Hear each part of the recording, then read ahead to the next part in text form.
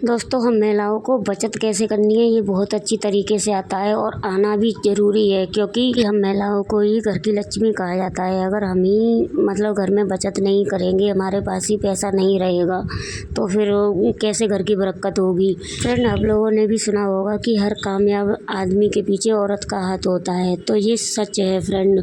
क्योंकि एक औरत ही होती है जो अपने पति को अमीर बना सकती है और एक औरत ही होती है जो अपने पति को गरीब और कंगाल बना सकती है। फ्रेंड, मैंने ये पैसे बचत करना कैसे सीखा ये मैं आप लोगों को इस वीडियो में बताने वाली हूँ। पाई पाई जोड़कर मैंने अपने घर का खर्चा चलाना कैसे सीखा। कम इनकम में भी मैं अपने घर को अच्छी तरह से चला लेती हूँ और सैलरी का कम से कम 50% मैं सेव भी कर लेती हूँ। तो चलिए फ्रेंड, चलते हैं आगे वीडियो में। मेरे कुछ टिप्स हैं जो मैं आप लोगों को बताने वाली हूँ, मतलब कुछ अनुभव जो मैंने किए हैं ज़िंदगी में, वही मैं आप लोगों को बताने वाली हूँ। तो वीडियो में एंड तक ज़रूर बने रहिएगा और वीडियो अच्छा लग जाए तो लाइक कमेंट शेयर ज़रूर करिएगा और फ्रेंड सब्सक्राइब करना मत भूलिएगा। फ्रेंड, सबसे पहला टिप्स जो है वो बहुत ज़रूरी है। जब भी आपकी सैलरी आती है आपके हस्बैंड की या आप काम करते हो, तो आपकी सैलरी आते ही आप उसमें से बचत के जो पैसे हैं वो अलग रख दीजिए। अलग रखने का मतलब रख कर भूल ही जाइए, बस भूल जाइए कि मैंने कोई पैसा अलग रखा हुआ है, मतलब बचा के रखा हुआ है। आप अपनी सैलरी में से कम 20 या 30% बचाइए। अगर आप ज़्यादा बचा सकते हैं, ज़्यादा बचाने की कोशिश कीजिए और पहले ही बचा करके रख दीजिए, निकाल करके रख दीजिए। फिर उसके बाद में अपने घर के खर्चों में यूज कीजिए उस सैलरी को। हम लोग क्या करते हैं फ्रेंड कि हम लोग पहले सोचते हैं कि पहले घर का सामान ले आते हैं और बाकी के जो खर्चे उनको कर लेते हैं, फिर उसके बाद में जो पैसा बचेगा उसको सेव कर लेंगे। लेकिन हम लोग जब सामान वगैरह खरीद लेते हैं और घर के अन्य खर्चों में पैसे हमारे सारे चले जाते हैं, फिर कुछ भी हमारे पास में नहीं बचता है। फिर हम लोग सोचते हैं कि चलो इस महीने नहीं अगले महीने कर लेंगे, लेकिन ऐसा कभी नहीं होता है। इसलिए आप सैलरी आते ही अपनी जो बचत है उसको मतलब अलग रख दीजिए और रख करके भूल जाइए। अगला जो टिप्स है वो फ्रेंड ये है कि आप फालतू की चीज़ों को खरीदने से बचिए। जिस चीज़ की आपको रियल में ज़रूरत है आप उसी चीज़ को खरीदिए।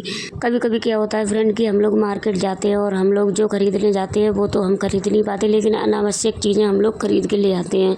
जिस चीज़ की ज़रूरत नहीं होती वो हम लोग ले आते हैं। तो आप लोग पहले से सोच लीजिए कि मुझे सच में रियल में किस चीज़ की ज़्यादा ज़रूरत है। थोड़ा सा अपने आप को टाइम दीजिए। अगर हम मार्केट में आप लोगों को वो चीज़ पसंद भी आ रही है तो आप तब तुरंत की तुरंत मत खरीदिए। आप घर आ कर के सोचिए और मार्केट में आप लोग सोच लीजिए कि मैं अगली बार आऊँगी तो इस चीज़ को ज़रूर खरीदूँगी। सच मानिए दोस्तों, जब आप अगली बार जाओगे ना तो उस चीज़ को खरीदोगे नहीं, क्योंकि आप लोग घर आ कर के सोच लेते हो कि हमें तो उस चीज़ की रियल में ज़रूरत है ही नहीं थी, हम तो वैसे ही खरीद रहे थे।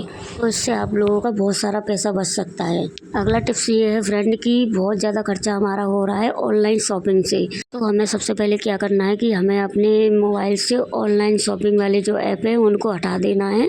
उनको मतलब जब आपको ज़रूरत है शॉपिंग करने की तभी आप उसको डाउनलोड करिए और शॉपिंग करने के बाद में फिर उसको डिलीट कर दीजिए। सच मानिए दोस्तों, ऐसा करने से आप लोग अपना बहुत सारा पैसा बचा लोगे।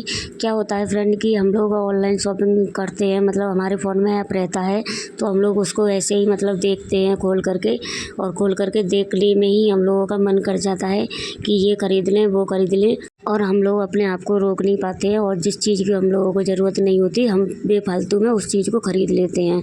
तो ऐसे हमारा बहुत सारा पैसा ऑनलाइन शॉपिंग में चला जाता है। तो आज ही अपने फ़ोन से जो शॉपिंग वाले ऐप है ना उसको डिलीट कर दीजिए। जब आपको शॉपिंग करनी हो तभी आप उसको रखिएगा। अगला जो टिप्स है वो ये है फ्रेंड कि 150 रुपये की गुप्त बचत रखिए। गुप्त बचत का मतलब ये है कि जैसे हमने कोई भी सामान खरीदा, जैसे हमने अपने लिए कपड़े खरीदे, 400 रुपये के हम लोगों ने कपड़े खरीदे हैं तो हस्बैंड जी को 500 रुपये बता दिए, तो वो 100 रुपये हम बचा करके छुपा करके रख लेते हैं।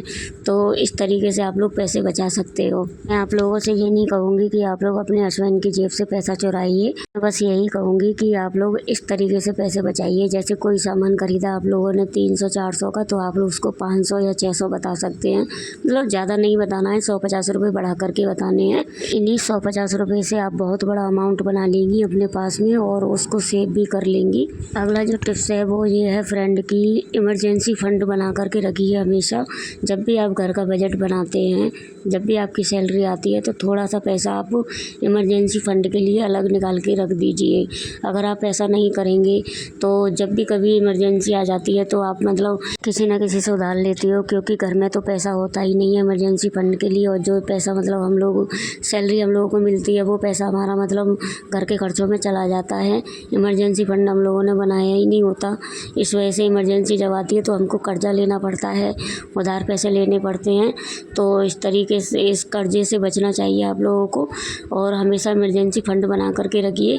इससे भी पैसों की सेविंग होती है, बहुत बचत होती है पैसों की। अगला जो टिप्स है वो ये है फ्रेंड की आप जब भी मतलब मार्केट जाते हो या मतलब सब्जी वगैरह या राशन का सामान लेने, तो 10-10 रुपये 20-20 रुपये जो छुट्टे मिलते हैं आपको, उसके लिए आप जो एक छोटी सी गुल्लक रखिए और उस गुल्लक में डालते जाइए उन पैसों को। ऐसा करने से क्या होगा कि फ्रेंड जब भी आपकी वो गुल्लक भर जाएगी, जब आप उसको खोलोगे तो देखोगे उसमें बहुत बड़ा अमाउंट जमा हो गया है और उस बड़े अमाउंट को आप बैंक में या जमा कर सकते हो या कुछ बनवा सकते हो सोने या चांदी का। चलिए फ्रेंड, मिलते हैं नेक्स्ट ब्लॉग में। राधे राधे दोस्तों।